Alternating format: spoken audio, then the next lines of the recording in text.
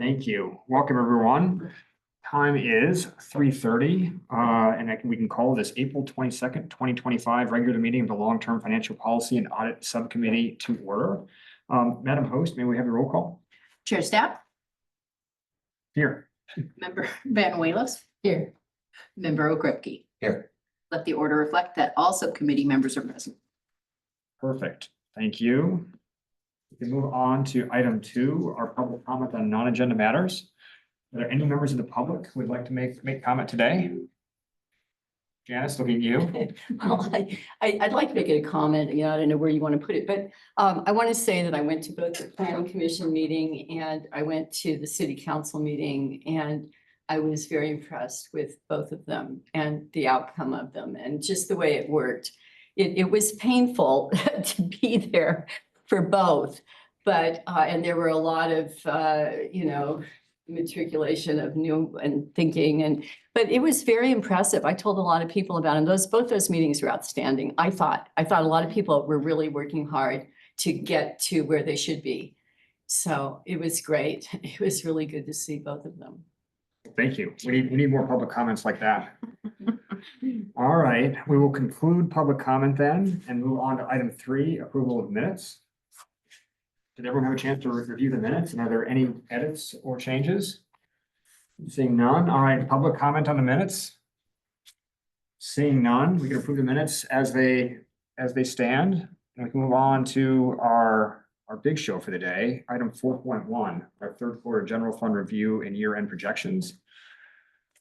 Ellen, the floor is yours. Actually, this is Veronica. Veronica's me. deal. I know it's my turn today. So our fiscal year 24-25 third quarter budget review, we're going to be taking a look at where the general fund is year to date at the third quarter and try to estimate where we think we're going to land by June 30th. Next slide, please. So as we do with these quarterly reviews, we'll start out by looking at the general fund revenue. In the green boxes, those 3 columns that are highlighted, that's the current year. There's a lot of information on this slide. So just to orient you, that middle green column that says fiscal year 24-25 actuals, that's what we're looking at as of March 30th, 2025. And then the white columns on the far right-hand side, that's kind of our comparison to where we were last year. So if we consider that March 30th is 3/4 of the year through, 75% might be kind of a general check of where we would expect to see, but there are a lot of timing differences in many of these categories that I know I reference time and again, but I'll take you through them as a reminder. So property taxes, we are at 56.4% of budget, $22 million as of March 30th. We received 2 installments of property taxes throughout the year, so this is very normal. We're actually looking a little ahead. We receive about 45% in April. Sales taxes, we're going to take a deeper look at on the next slide, being one of our major categories. So we'll follow up with that one on the next slide. Utility users tax is on track. We see this at 67.6% of budget, but this one we don't receive on a regular monthly basis. We receive a bit more in April, so this will catch us up by the end of the year. Other taxes we're also going to take a deeper look at in a coming slide, so I won't get into that one here. Licenses and permits at $2 million or 65% of budget. We are trending a little behind on this one. I've mentioned before, this is due to a lot of our planning projects going to third parties where we outsource them. So our revenue goes directly to these third parties, but they also pay on the expenditure side. So our revenue is coming in a little low, but we do see an offset and less expenditures occurring as well. Our charges for services, these are on track. Some of our smaller PED permits are trending pretty high due to our new PED planning fee schedule that came through. Things like mechanical and electrical permits are coming in very high this year. So we're seeing coming in ahead of budget in those areas, which is offsetting some other things. So that's good to see. Intergovernmental revenue at 83.2% might look to be ahead, but this is just a timing thing. This is money that we primarily receive from the county for Roseland, for our Roseland annexation payments, and we get just about what we budget for. Fines and forfeitures are a little behind, primarily due to parking violations revenue. We haven't been seeing as much parking violation revenue. I believe this is due to staffing challenges. We haven't had as many of our positions filled as we would like, so less boots on the ground means less revenue coming in. We do collect our parking violation revenue in the general fund, but we end up transferring that over to our parking fund, and it funds our parking enforcement program. So finally, the last two categories, pretty small. Our other revenues at 3.5 million, 129%. This is a bit higher than budgeted. We have a few things that go on in here, miscellaneous, one-time in nature. One, we've been receiving opioid funds, so that's been making our actuals look high, but that is not necessarily an ongoing revenue source that we are depending on. We also receive our contract overtime for fire. Our fire department, when they go out on strike teams, we receive the revenue in this category, and there is an offsetting expenditure for that on the expenditure side. And transfers in is on track at 85.2%. That one is also just a timing issue. We will see that one hit 100% of budget by the end of the year. So when we compare to where we are last year, looking over at those white columns on the right-hand side, just a couple things to note. Our utility users tax is coming in pretty high. This one has been a category that's been growing, and we've been increasing our budget accordingly, mostly due to PG&E. We receive utility users tax on energy costs, and so that's where we're seeing that one grow. There is an offsetting category within there for utility users tax on cable and phones. This is our landlines and cable, two areas that we see a big decrease in business over the years. So those revenues are decreasing, but not enough to really pull the whole category down. There's kind of the competing factors in there. Also worth noting is sales tax. We see that one down 1.7% over last year. Not what we want to see, but we've talked about it quite a bit. Sales tax is just not turning around the way we have been hoping it would.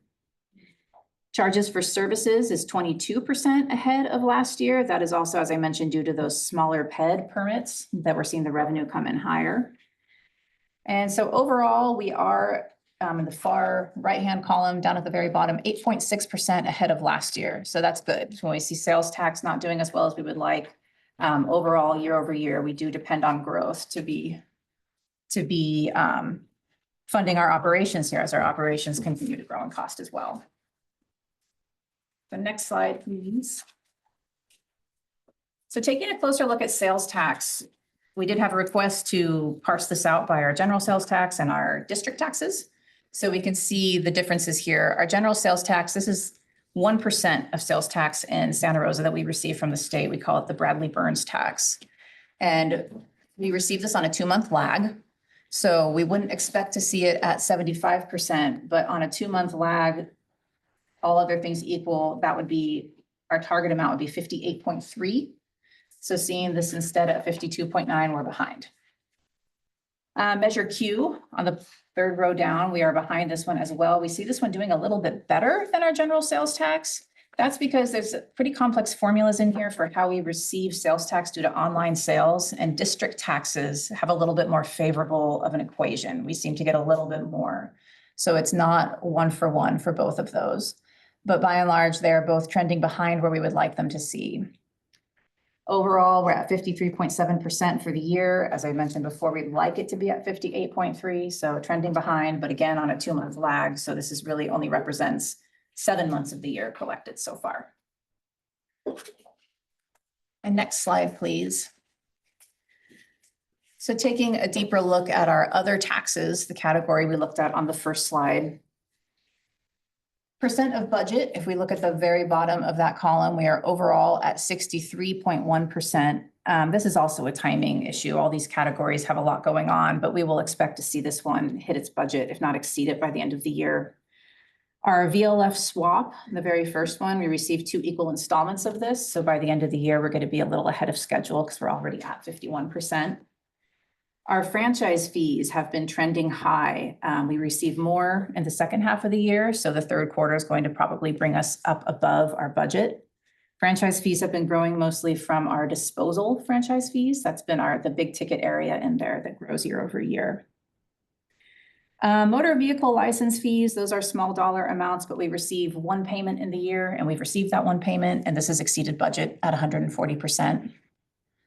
Our cannabis industry tax, we're on track to receive about 1.9 million. This is one that has really stabilized in the last few years. We receive anywhere from 1.8 to 2 million just about. So this one, we think we're going to hit our budget just about right on. Business tax is trending ahead. We are receiving the results of the new business tax measure that was passed in November. So we received the most of those in February when businesses re-up their licenses. So that's good to see that 120%. We will receive more as the year goes on, but the bulk of it has already come in. Real property transfer tax is one that has been down for a few years now. We're continuing to adjust our budget downward every year to try to catch up with where actuals are. But this year, again, I think we're going to come up a little short. And then in occupancy tax, we are also seeing the results of the tax measure passed back in November. Occupancy tax picks up a bit in the last quarter of the year. So even though we aren't at 75%, we do expect to hit this one by the end of the year. So next slide. So taking a look at where we think we will be by June 30th. Property taxes, we are trending a bit ahead. I'll mention that this 1.5 million over is coming from some smaller property tax categories within property tax, things like supplemental property taxes and RPT, FF, and unsecured property tax. The regular basic property tax, we're actually going to come in just a little shy on our budget, which is fine, but it's just for someone like me that does our projections, just to note to not get too aggressive in future years. We're not in a position where we are majorly being conservative on our property tax budget. The overages that we're seeing are kind of anomalies. So our budget amount is one that we can rely on there. It grows pretty steadily, so we're coming in close. Sales tax is the big one. The year-end forecast of 68,480,000. I've taken that from our consultants, our sales tax consultants. This is their optimistic projection of where they think we will end the year. With only 7 months in, it's kind of hard to see what those last 5 months will be. So this is their optimistic projection. Santa Rosa can sometimes do a little bit better than surrounding areas. We have good tourism, we have the business here, but this is still coming up $7.4 million short of our budget, which is a hard number to work with. Utility users tax, by my projections, we're coming up a little short. This one is close. We may hit this one right on. We may even exceed it a bit. It was hard to say, but it will be very close regardless of where we land. And other taxes, I mentioned we receive a lot of those other taxes in the third quarter of the year. So thanks to our new TOT tax measure and our business tax measure, we're going to be exceeding budget. We've adjusted this upward for the next fiscal year, obviously, now that we know those tax measures passed. So we are getting to see some additional revenue. Licenses and permits, we're going to come in a little shy due to that third-party plan review of our PED projects going out to third parties. And then we're going to come in very close on charges for services and intergovernmental and fines and forfeitures. Miscellaneous, I mentioned we're coming in ahead due to those strike team revenue that we're receiving, as well as some opioid funds. So all in, with some categories being a little ahead and some categories being under, such as sales tax, we're anticipating that we are not going to hit our revenue budget this year. We're going to come in short by about 3.7 million. This is on a budget of 217 million. This is only 2%, so it's not that bad, but we passed a deficit with our budget last year. So coming in short, any dollar short that we're going to have is going to increase that deficit likely. So this was not what we wanted to see. We can definitely point the finger at sales tax, that one that we've been talking nonstop about, but that's where we project our year end to land. And the next slide. So switching over to the expenditure side. So I mentioned with revenues, if we come in short, that's going to add to our deficit. We could potentially hope to make some of that up in expenditures if we were to not spend everything we budgeted. But unfortunately, we're not seeing that to be the case this year. So again, we have a slide with a lot of information on it. This is looking at our spending by department year to date. So on the left-hand side, we see all our departments. Again, the greenish columns, that's focusing on our current year, our March 30th numbers. And we'll look at the fiscal year 24-25 year-to-date actuals and that percent of budget column right next to it. Being March 30th, 75%, again, might be a number that would indicate some normalcy of spending. But due to timing, I would consider anything from 65 to 80% reasonable. Sometimes invoices are paid on a lag, so that might show spending to be a little bit less. Or sometimes we have large projects completed early on in the year, which makes spending look high, but they might not necessarily be continuing on into the third quarter. So I will point out a couple anomalies that we have here. Our CIRO department, Communications and Intergovernmental Relations, they've had vacancies. So that's why we're only seeing 60% of their spending. We've had positions that are not filled. HCS, this is small dollars, but they look like they're pretty far ahead of spending. This is just due to timing of contract spending. They pay all their contract costs early on in the year, so they look to be ahead of schedule. But the two big ones that we'll talk more about on the next slide is fire and police. They're both ahead of schedule. Fire's at 80%, police 78%. This is due to salary and benefits spending mostly. Fire and police are our largest departments. Their largest expenditures within those departments are salaries and benefits. So once those trend high, there's really no pulling back anywhere else to offset those. So all in, our percent of budget for operating expenditures is 76% for the year. That's a tiny bit ahead of schedule. But as I mentioned, we were kind of hoping for a scenario where we were going to be spending less than budget this year to realize some savings. And I will note too, our budget column.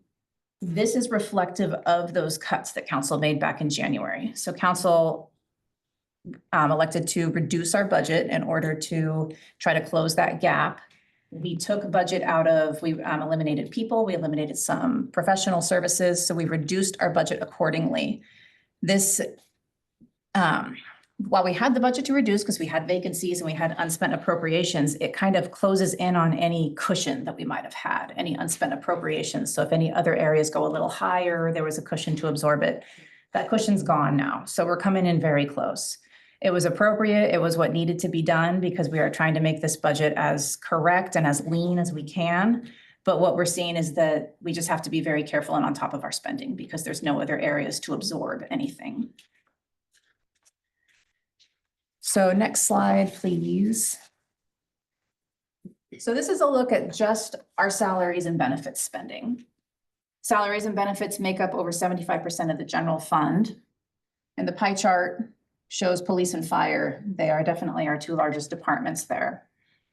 Our salaries are trending ahead of schedule. They're 77.8%, as are our benefits, 77.6%. So a few things have happened here for us to be trending ahead in salaries and benefits. Normally, when we show you this slide this time of year, we're talking about how much turnback we're going to have, that we're going to underspend our salaries and benefits by 2, 3, 4 million some years. This year, we're not seeing that. For one, we had our MOUs settled a bit late in the year. So last year when we were doing our budget, we didn't have all the information quite yet. We were putting in an estimate and a placeholder. Fire in particular did not settle their MOU until I believe it was November or December. So we had put our best estimates in there at that time. And what we're finding is that many of these special pays and incentives that our public safety got was a bit more of an impact than we realized it would be. And we're seeing that now. We also have had fire overspending their overtime this year, I believe due to vacancies. So that's been a challenge. That's one that it's hard to pull back on once their staffing is a certain way. It's hard to tell them to stop spending their overtime. So those are the two big factors driving our overages of salaries and benefits. And as I mentioned, we no longer have vacancies to absorb this overspending because we've cut all those out of our budget. So next slide, please. When we look at where we think we're going to end the year, salaries is going to be overspent. When we look at how many pay periods we have left and what the average pay period cost is, we're expecting to overspend by about 1.2 million. Benefits, we may come in just a little under 350,000 on a $68 million budget is a very small amount. So this one's going to come in close. We may overspend, we may underspend, but it's going to be somewhere within that very narrow window. And then we assume we will spend all of our services and supplies budget. We normally do. Departments make every effort to spend the dollars that they have, especially this year when we've been trimming. We have been trying to take away anything that hasn't been being spent. We will see departments spending everything. Same with projects and transfers out, just kind of by nature of how those budgets work. We see 100% of their budget being consumed. So all in, we actually do expect to overspend our expenditure budget by about $1 million this year. So having passed a deficit, overspending our expenditures will also be adding to that deficit. So just to add, one thing before we get too far off of that. In addition to vacancies that we may see in the fire department, talking about their overtime, another contributing factor is our injuries. So it is something that we need to deal with, that they'll have to bring people on if they have somebody out, especially for a significant period of time. So that's also another factor that's in there. Thank you. Yes, that's, when I say vacancies, I tend to think of all those factors, but thank you for clarifying that. Very true. All right, so before we move on to the next slide, I'll also point out again, our final budget column.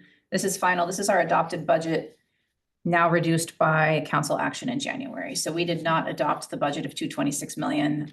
This reflects reductions for everything that we have taken to try to reduce this, to make it smaller than we anticipated.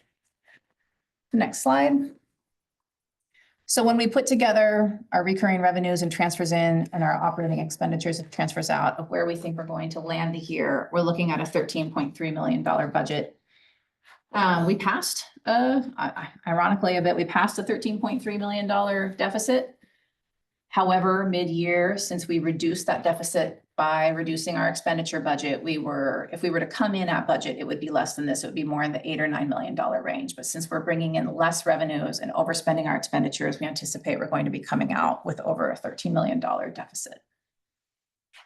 So, yeah, again, we took the action that we know we needed to take, but due to some unforeseen factors, we're coming out a little worse than expected on a $227 million budget. This isn't unheard of, but we're definitely taking measures next year to try to right the ship and be sure that we don't have things come out farther away from budget than anticipated, specifically with sales tax. As we've talked about, we're dropping down that sales tax budget for next year. So that's the end of the presentation. I'm happy to take any questions. Let's do that. Looking at my colleagues. Questions from either of you? Ms. Benuelos? All right, I'll kick us off with what you're thinking. First of all, thank you. As you correctly underlined at a few different points, Veronica, the estimates that you have across the board continue to be really tight. You know, we're within a couple of percentage points in a highly volatile environment. So good work in that area. With respect to sales tax, I guess I have more of a macro question. With our consultant, we know the story with sales tax locally. Are the fluctuations in the general trends, are they the same across the state? Are they the same across the region? Are we an outlier to any extent? How is that? What's the larger picture? I don't believe we're an outlier. It's been pretty consistent statewide, the messaging that we're seeing post-COVID of the environment changing a bit. And a lot of people's sales taxes have been decreasing.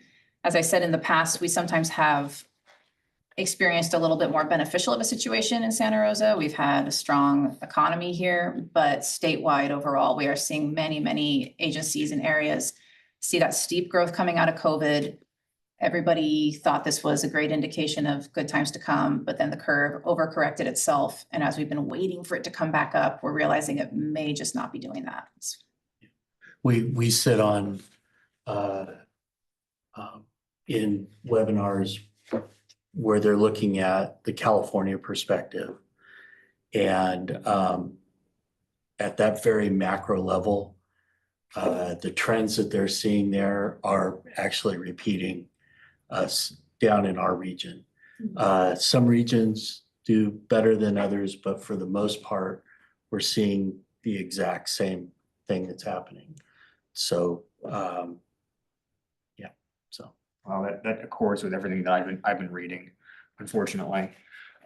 So with respect, you mentioned that you were going to be looking at the budget projections for the years to come, particularly with sales tax, some of the other areas as well. Is that going to change the numbers that we saw recently with respect to the budget projections for 26 and for 27? Or were those already calculated? We've already really ratcheted them down. Okay.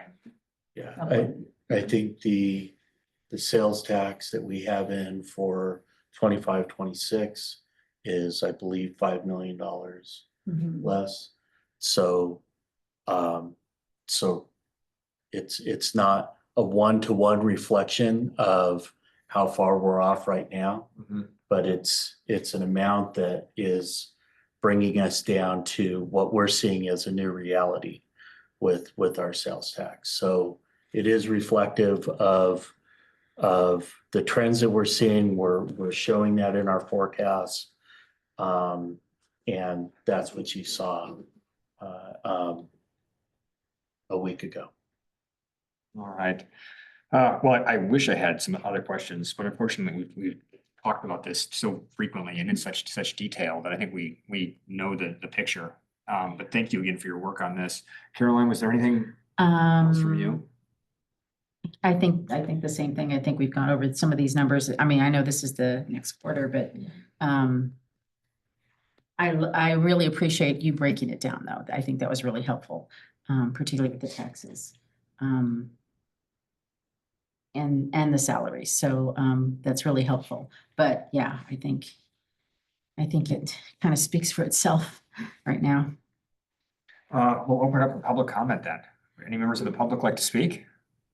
Okay, I just have a question, and that is that I still don't really understand the EFID or the ETIF or whatever it is. And I've been looking at it ever since they've been beginning to talk about it at the supervisors meeting, and they were talking about it again this morning. And they were saying that the city is the primary contributor to whatever the project is. But that said, with the supervisors moving to Windsor, Windsor is losing population, Santa Rosa is losing population. I've also noticed that the people on Parker Hill Road, when they rebuild, not only Parker Hill Road, I don't want to be specific to them, but people that rebuilt their houses did huge footprints. And at the time they were doing that, nobody was planning on the slap from the insurance companies. So now you can hardly drive where it doesn't say there's a house for sale.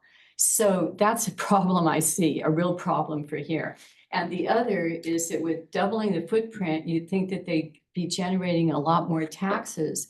But I know that there are tax, I don't know what you call this part of it either, but that they let them get not paying for certain times. So those taxes aren't coming in either. So my question is, with the county supervisors buying this property on Airport Drive, which I'm still not real clear if it's in Santa Rosa or if it's in Windsor, but is that going to still generate taxes for Santa Rosa?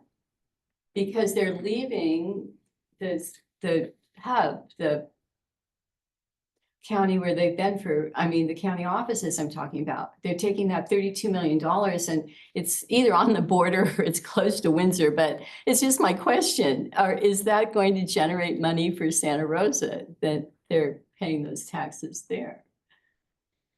Well, unfortunately, we can't get into a back and forth Okay, well, here, Janice, but I will I was say, thinking at the end that you answer. I will say you're asking the right questions. Okay.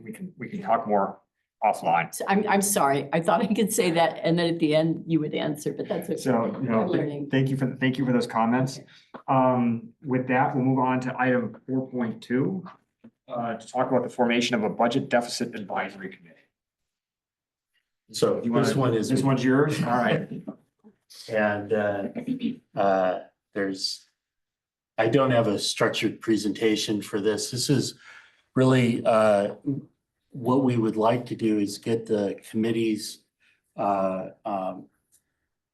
recommendations, if you have them, or thoughts, ideas on this type of a committee. We do think that it would serve well to be an ad hoc committee, given the short period of time that we plan on having it around, and have that off of this committee. That makes sense to me, at least.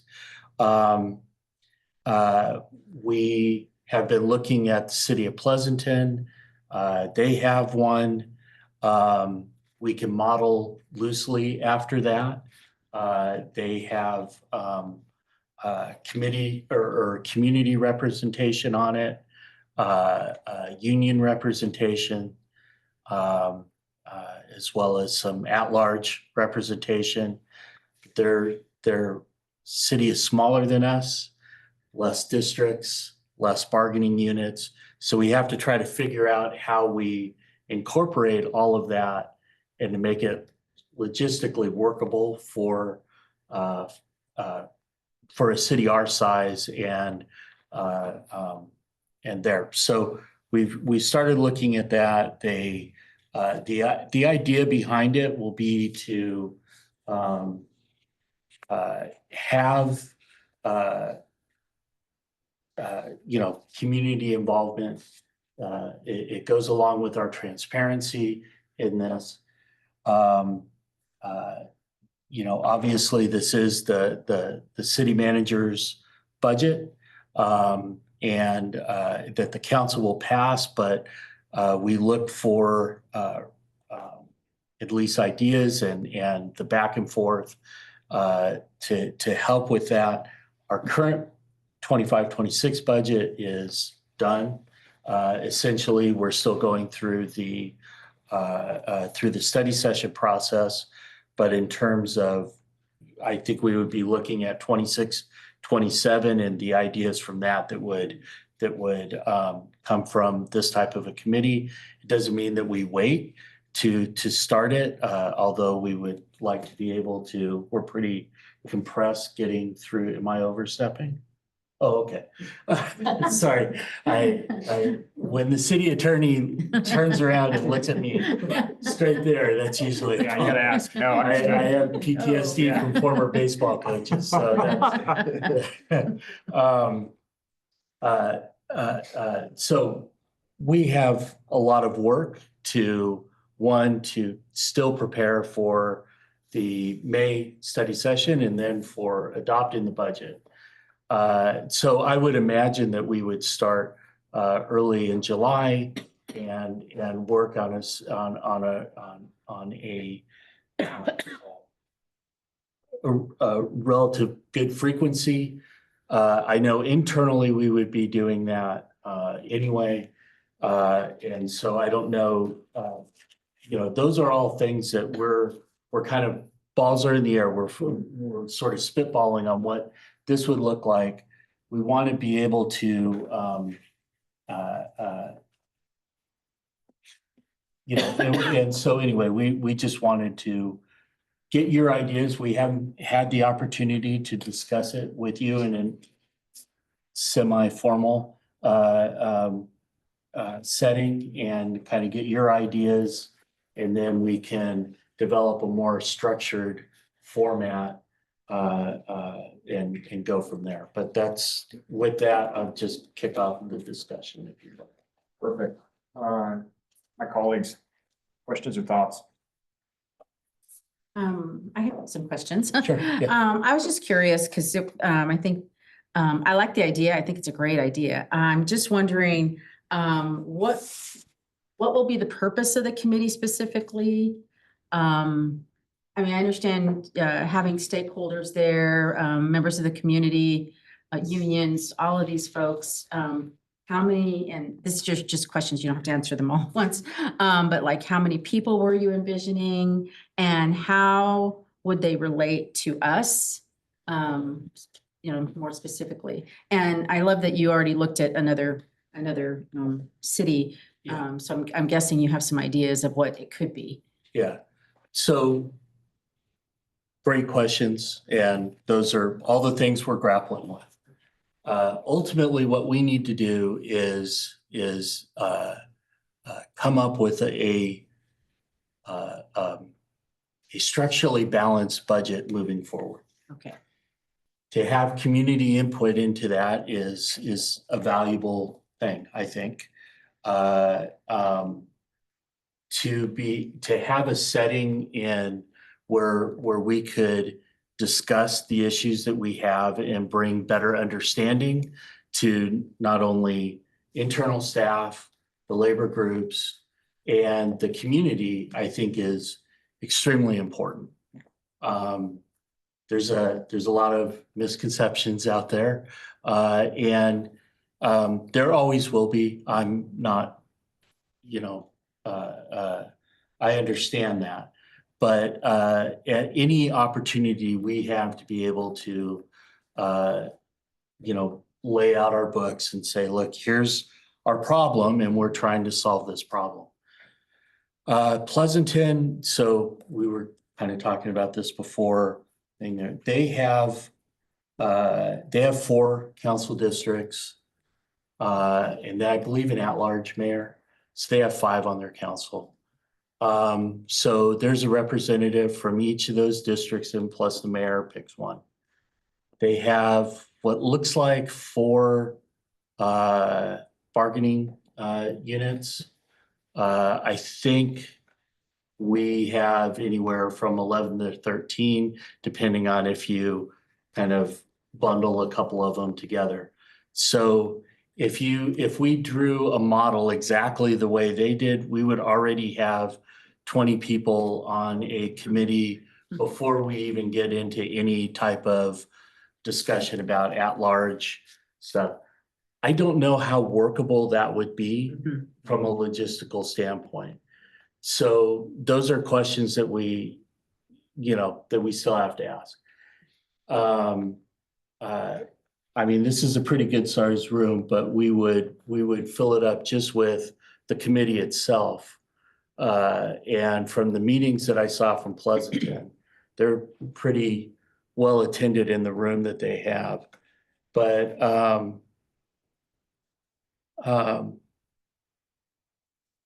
so we would do that. Again, this is something that would build transparency. And I think with what we're going through right now, transparency would be a good thing. That's it. We have to solve a problem. We want to be transparent doing it. We need to be mindful of being able to move through a process in a pretty organized way. I would say that without a strong facilitator, that could be difficult. I will say their meetings were very, very long. And that's because of the magnitude of what they're going through.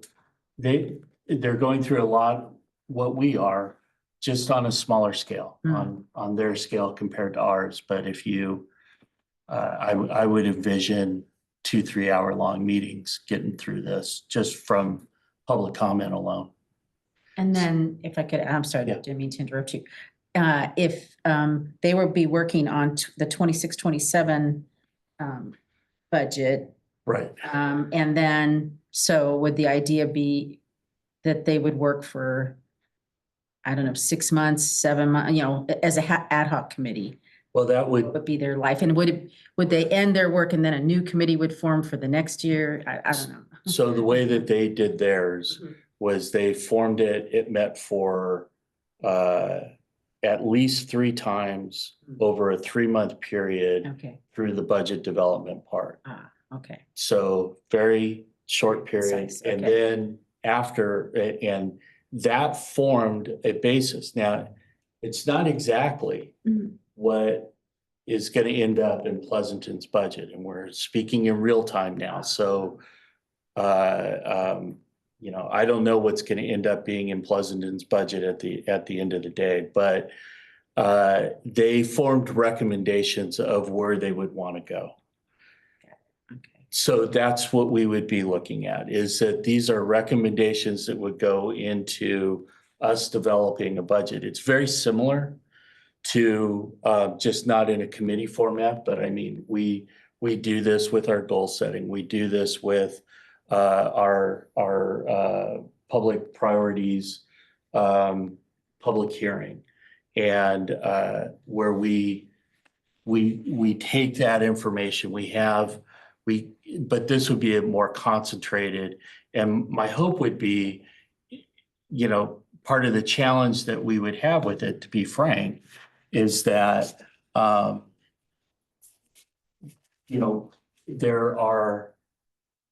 there's a lot of things that people do not want to cut.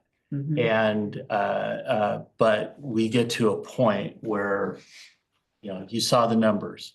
So this is where we have to go. So we would need to be very clear that while we understand and will absolutely listen to the desire to keep certain things and services to the community.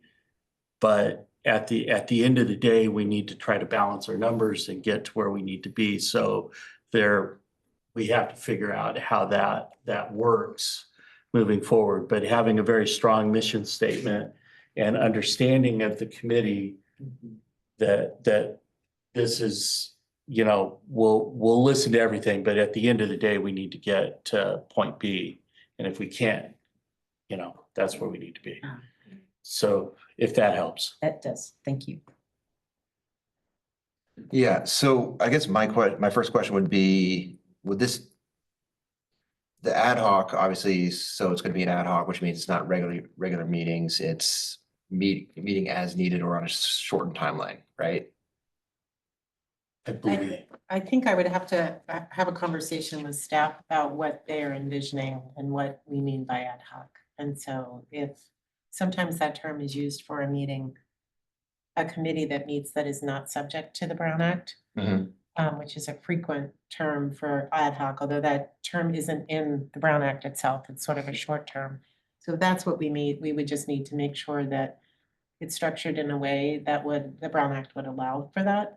If what we mean by ad hoc has nothing to do with the Brown Act, and this is going to be it's going to be a Brown Act body, then we could define how frequently it meets. And so I think I'd have to have an offline conversation with staff to give them the options on how to structure this.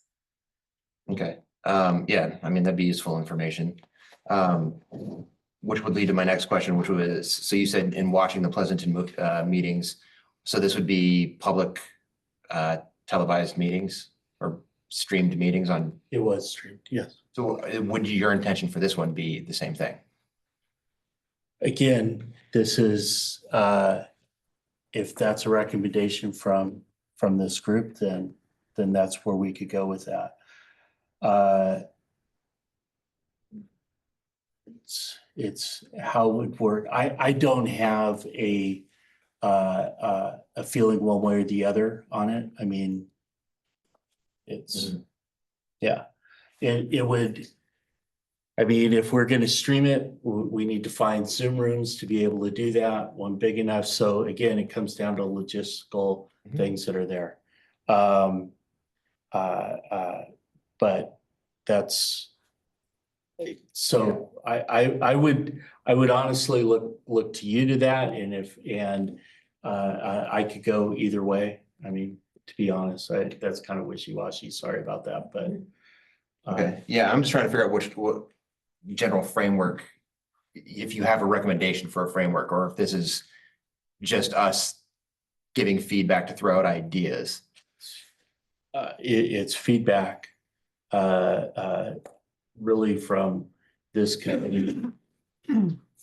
If you have a specific idea of what you would like to see us move forward with this, then it would be good for us to know that.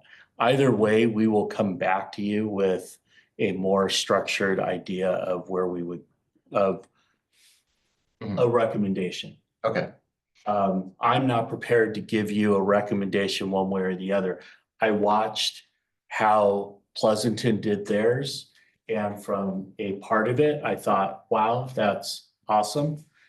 From a standpoint of community engagement. On the other side, I absolutely saw the amount of work that is going to need to go into that. And I don't know yet in my mind how I have the people to be able to make that happen. So that's something that also we need to take into account. There's the workload issue, there's the logistics issue, and how that balances against the transparency and the community engagement that goes with it. So maybe it ends up being more town halls and going that route. Those are all things that I would love to have the conversation with the city manager and the community engagement staff to see what options that we have along those lines as well. And then to be able to come back with you, again, this isn't a meeting that or a committee that I'm seeing forming tomorrow. It's because we couldn't do anything with it then. I would say that if we start in July on this, that's something that we can build and have a thought out way of meeting all of the needs that we need to meet. Yeah, I mean, I obviously I see the value in this. I think it, from a public participation level and a community engagement level, I think it's important, as we talk about these, cuts that we're, considering to have, input and feedback and have people feel like they're part of the process and how our bargaining units feel like they're part of the process as well. I hear your concerns about the size. I don't know how that would. I'm just trying, I guess my concern would be after we get a definition of committee or ad hoc, if this is gonna be appointments, then we'd have to have the discussion of like, all right, how many community members? And then is that a full council appointment application scenario? Is that each council member commits to one, or if it's the mayor has authority to create this, if it is a true ad hoc, to create the ad hoc as he sees fit? So I guess I'd have to wait for a recommendation for you to come back on that. Yeah. But I do completely understand having 20 people in a room this isn't gonna be, I don't think this is gonna be one of those situations where if you're tabbed to be on it in whatever manner that you're gonna be like, oh, well, I missed that meeting. Oh, well, right? I think if you put in for this and these people are gonna show up. So, having 20 people in a room, I mean, just trying to, what's the word I want to use to,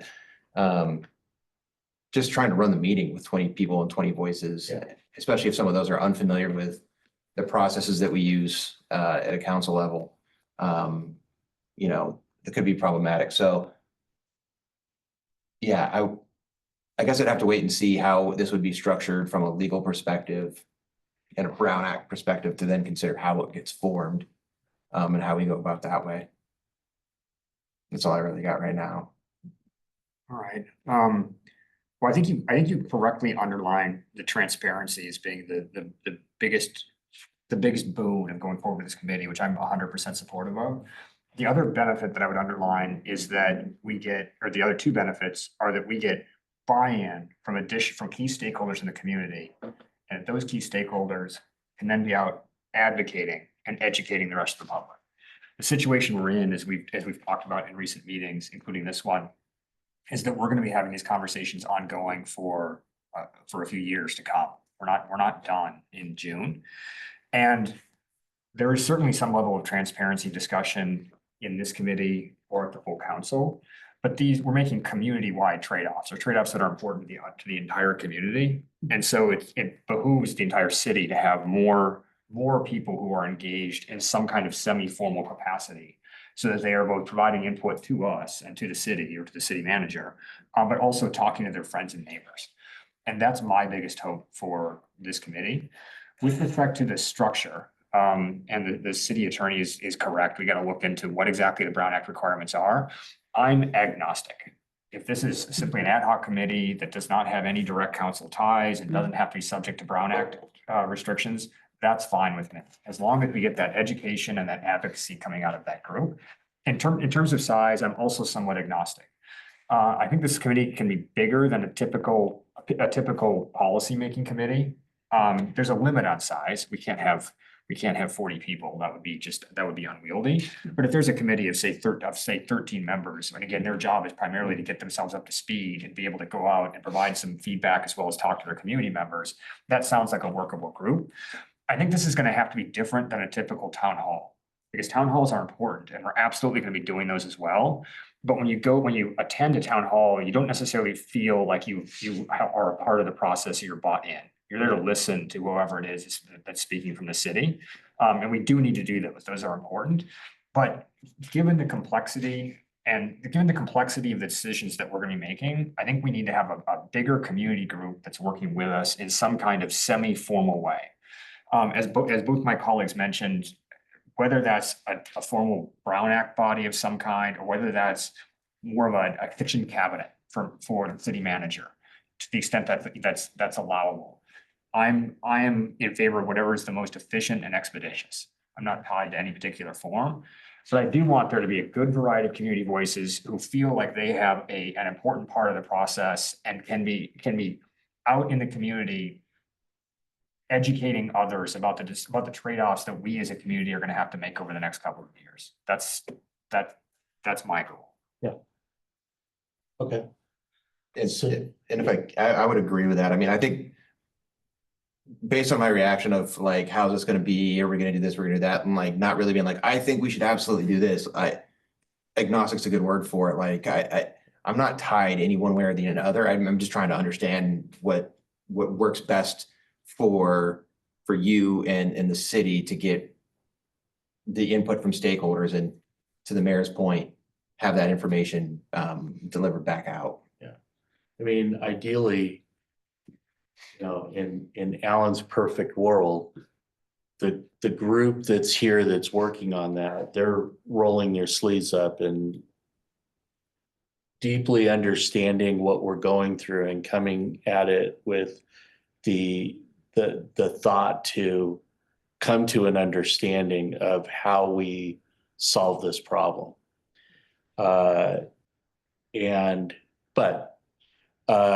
I think that's great feedback and really what I was looking for. I think there'll be more discussions internally with city manager and city attorney as well, and of what our options are. I think having, you know, and maybe what we do is we come back with something that is a working group that works in conjunction with town halls, however we're doing it. And so you still can have key stakeholders, and especially if this isn't tied to council members, if that's the way that this ends up going.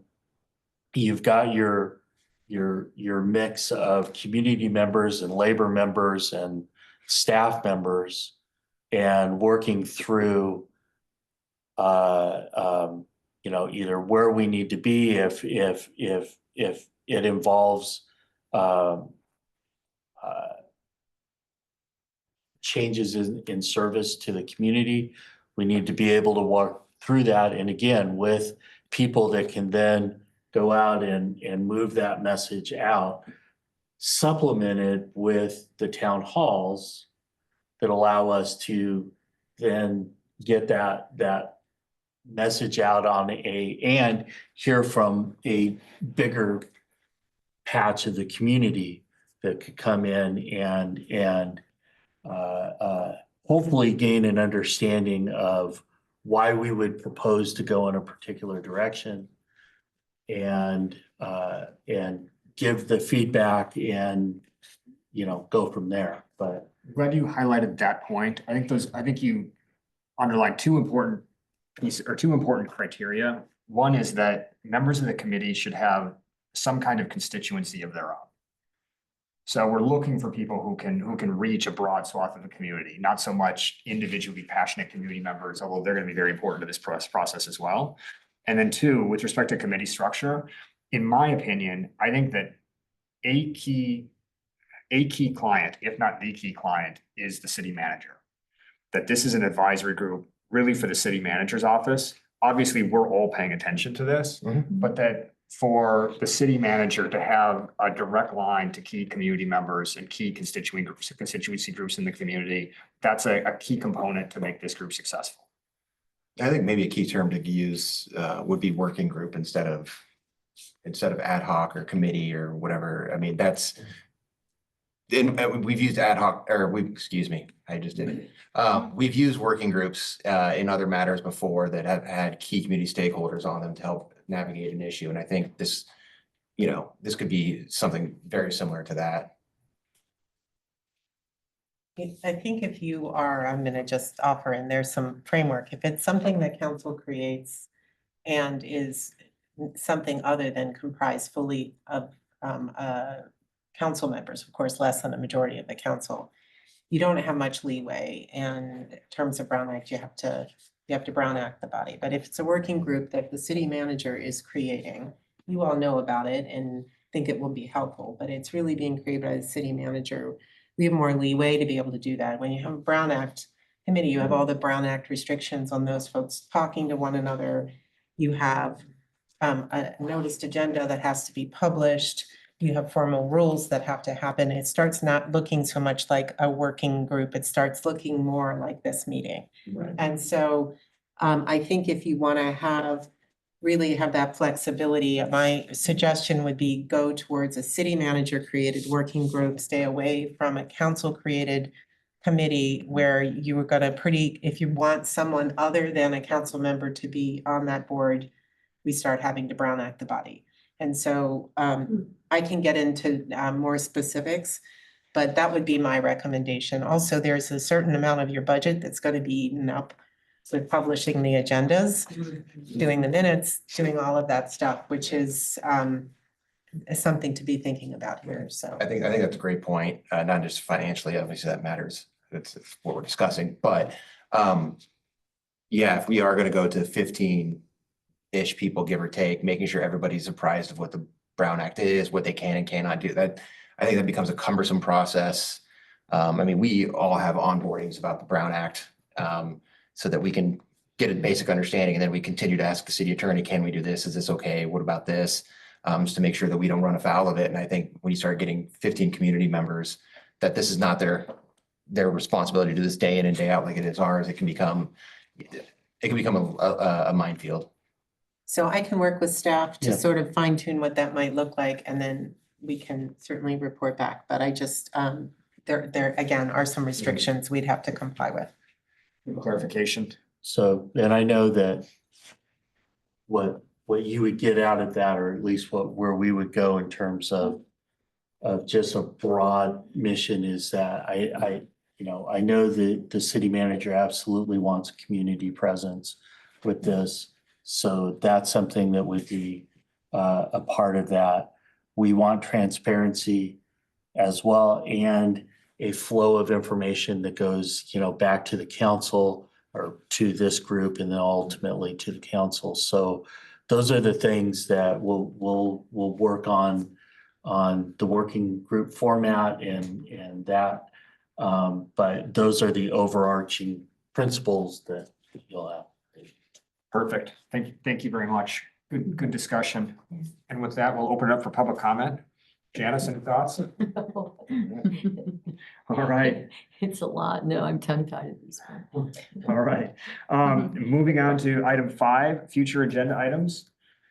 Are there any items that people want to throw out for consideration? Yes, let's give our finance department more work. Yes. Yes. Do you have any extra special projects? Does finance have special projects they'd like to undertake here in the near future? Well, along that, I don't. No. I do think though, and I think we put a hold later in May. It looks like May 8th, given that we'll have the 6th and the 7th being the study session, then We can push that out a bit. that would be Yeah. lovely. Yeah, let's do that. So great, and I know we'll need a breather, and so I think we were looking at the 22nd. There was a block of time that's like 3 hours. We wouldn't need 3 hours. My setup. Yeah, but I think we'll get a time within that. I think holds are put on your calendars for that, but we can pretty much look at canceling the May 8th meeting, holding a special meeting on the 22nd, and we'll have things to talk about there TBD. Perfect. Okay. Perfect. All right. With that, we've reached item 6. Well, actually, right, do we have to do public comment on future agenda? Yeah, Janice, last opportunity. Future agenda Is this items. on? This is Future agenda Future agenda items. Future agenda item. Okay. No, thank you. All right, thank you. With that, we reached item 6, adjournment. Thank you, everyone. We're adjourned at 4:29. I was thinking half hour.